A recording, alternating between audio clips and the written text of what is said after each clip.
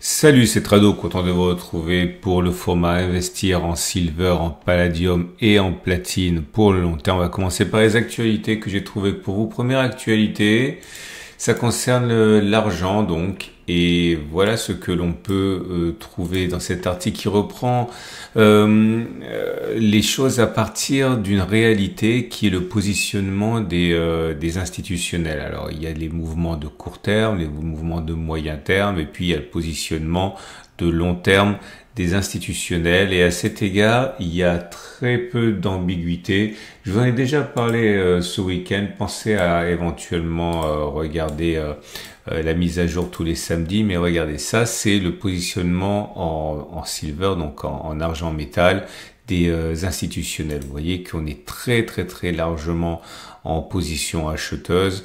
Les contrats longs sont beaucoup plus importants que les contrats courts, ou si vous préférez à partir d'un autre format. Vous voyez ici les institutionnels sont à 43 854 contrats longs contre seulement 16 574 contrats courts. Donc même s'il est vrai qu'à court terme, on peut avoir des mouvements d'achat et de vente de contrats longs et de contrats short, il demeure que si on regarde en termes de stock et pas de flux, il y a beaucoup plus de 2-3 fois plus de contrats longs que de contrats short. Pourquoi? Et bien tout simplement à cause des fondamentaux qui sont justement repris dans cet article. On va pas revenir en détail là-dessus parce que vous connaissez, ce sont des choses qu'on a déjà vues. Le déséquilibre structurel de plus en plus important entre l'offre et la demande, le fait qu'il y ait un boom de l'économie verte très gourmandant en silver, etc. Bon, vous connaissez déjà ces éléments. Et ce qui m'amène directement au deuxième article, qui est une innovation qui a été mise en place en Australie, puisque bon, la quantité d'argent, c'est une étude très sérieuse qui a montré ça, la quantité d'argent que l'on retrouverait dans tous les panneaux solaires remisés, donc les vieux panneaux solaires que l'on n'utilise plus, et bien cette production-là est supérieure à toute la production de la plus grande mine d'argent australienne. Autrement dit, la situation actuelle pousse à l'innovation, et on en veut pour preuve le fait qu'il y a une méthode maintenant qui a été mise en place, qui va être généralisée sans doute, qui permettra d'aller extraire l'argent métal qu'il y a dans ces vieux panneaux solaires pour justement faire face à la demande de plus en plus forte qu'il y a pour le silver. Et dernier article que j'ai trouvé pour vous qui pourrait vous intéresser, ça se passe au niveau du platine. Et on parle ici d'un pari contrarien, parce que là aussi le platine, bon, on le sait, hein, c'est un métal que l'on retrouve fortement impliqué dans l'économie verte. Bon, on sait très bien, notamment dans les pots d'échappement, etc., mais pas seulement. Mais si on regarde simplement le côté purement spéculatif qu'il y aurait à jouer, à parier sur le platine, eh bien on peut avoir effectivement des raisons de le faire, notamment dans sa comparaison avec l'or. On sait que traditionnellement le platine est 10 à 30% plus cher que l'or. Or là actuellement il est inférieur. Il est à 0,65 fois le prix de l'or. En plus, on a l'or qui est actuellement bien plus cher que sa moyenne historique. Bon, pour des bonnes raisons, c'est pas la question. Mais le platine, lui, est actuellement moins cher que ce qu'il devrait être.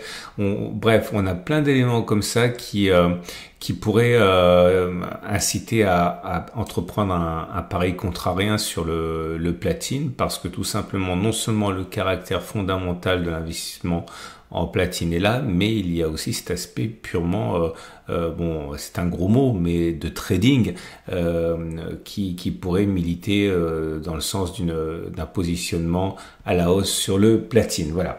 On va passer maintenant aux zones d'accumulation rationnelle. Je vous rappelle que si vous voulez acheter de l'or et de l'argent en particulier, puisque j'en parle ici, du silver, vous pouvez éventuellement passer par la Vera Cash. La Vera Cash, c'est très bien, j'en ai une.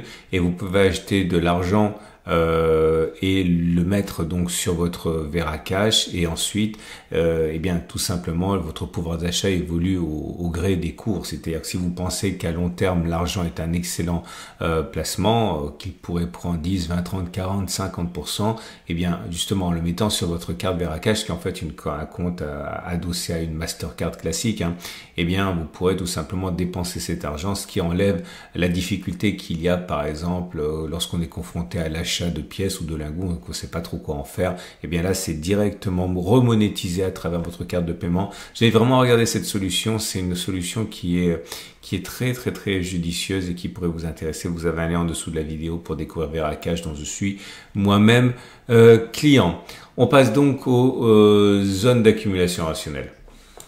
Et on commence par l'argent libellé en dollars, toujours soutenu par une tendance de fond qui est haussière et une tendance de long terme qui est haussière également.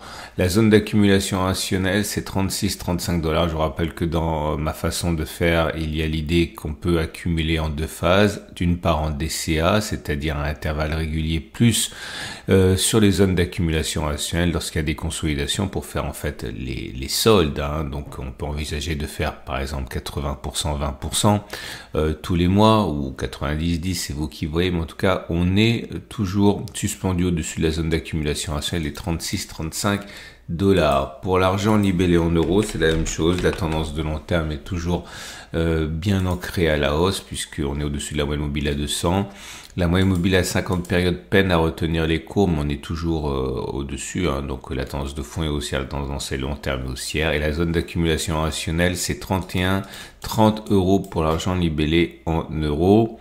On passe au platinoïde avec le palladium libellé en dollars qui est en zone d'accumulation rationnelle juste au moment où je vous parle, à 1115-1080 $. La prochaine zone, si on y va, c'est 932-834, une zone qui a été sollicitée pour de la zone d'accumulation rationnelle en avril et en mars. Je sais pas si on va y aller, mais en tout cas, on est sur zone d'accumulation rationnelle actuellement à 1115-1080, tendance de fond neutre parce qu'on est en dessous de la M50 mais elle monte, et la tendance de long terme est haussière puisqu'on est au-dessus de la M200 qui monte. Pour le palladium libellé en euros, c'est la même chose. On peut considérer qu'on est actuellement en zone d'accumulation rationnelle à 959-125 €. La prochaine serait 862-763. Tendance de long terme haussière, tendance de fond neutre. Et on termine avec le platine. Le platine dont on a beaucoup parlé dans cette vidéo. On est dans une situation où la tendance de long terme est haussière, la tendance de fond elle est neutre. On est en zone d'accumulation rationnelle à 13,93-25. La prochaine serait 1085-1050 $. Et c'est pareil pour le platine libellé en euros. On peut considérer qu'on est en zone d'accumulation rationnelle actuellement à 11,60-11,30 €. La suivante serait 960-920. Je vous donne rendez-vous ce week-end pour la mise à jour.